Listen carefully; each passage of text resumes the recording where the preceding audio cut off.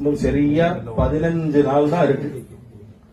அதாவது எல்லா ஐயப்பன்மார்களும் எதிர்பார்க்கக்கூடிய கார்த்திகை மாதம் 1ஆம் தேதி மாலை போடுற அந்த நாள். இதுல பெரிய சந்தோஷம் என்னன்னா, காஞ்சிபுரத்திலிருந்து சுவாமிமார்கள், அதாவது இவங்க எல்லாம் வந்து கேள்விப்பட்டிருக்கோம், புரட்டாசியிலிருந்து அப்படியே விரதத்தை தொடங்கி கார்த்திகை பிறக்கும் பொழுது ஐயப்பனை பார்க்கறதுக்கு இந்த விரத நாளோட இந்த விரதம் குறையாம மாலை போட்டு சபரிமலைக்கு யாத்திரை போகக்கூடிய இந்த காஞ்சிபுரம் வாழ் ஐயப்ப பக்தர்களுக்கு எல்லா சுவாமிகளும் ஒரு கூட்டு சரணம் போடுது.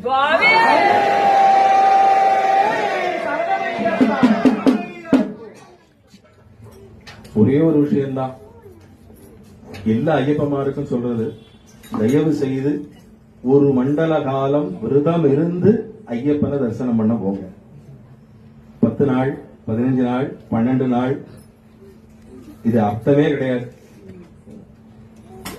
ஆக தயவு செய்து ஐயப்பன்மார்கள் ஒரு மண்டல காலம் விரதம் இருந்து யாரெல்லாம் சபரிமலை யாத்திரைக்கு போறீங்களோ அவங்களெல்லாம் ஐயப்பன் அவருடைய கண்ணால நம்மள பார்ப்பார்.